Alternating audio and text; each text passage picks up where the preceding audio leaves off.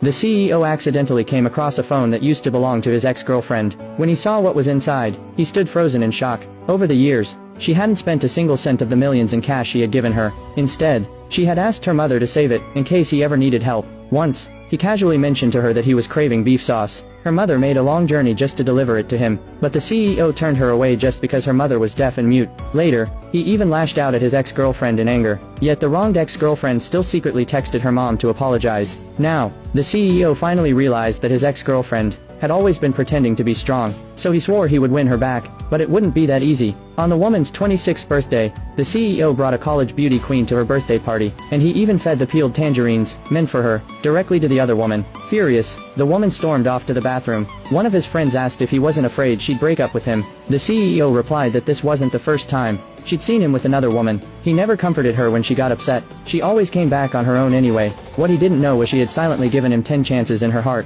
and this time, he had used up the very last one. When she walked out of the bathroom, she saw the CEO kissing the beauty queen. He then turned to her and suggested they break up. To his surprise, she agreed without hesitation. To ease his own embarrassment, he claimed he wanted to make the beauty queen his official girlfriend. The woman walked out of the room without looking back. His friends bet she'd come back begging for him within 5 days, but the CEO confidently claimed she'd be back in 5 seconds. As he confidently counted down, she had already gotten into a cab and returned home. Then, she took the check and left the house. The next morning, hungover, the CEO noticed there was no millet porridge to soothe his stomach. He threw a tantrum at the housekeeper. The housekeeper told him that every time he drank, the woman would wake up at 5 a.m. to make the porridge. By the time the staff woke up, she had already prepared all the ingredients, just so he could have it before heading to work. The CEO asked where the woman was. The housekeeper replied that she had left the night before, and taken all her documents with her. Furious, the CEO shouted that even if she begged him on her knees this time, he wouldn't forgive her. Just then, the friend who stayed over the night before woke up. Not seeing the woman,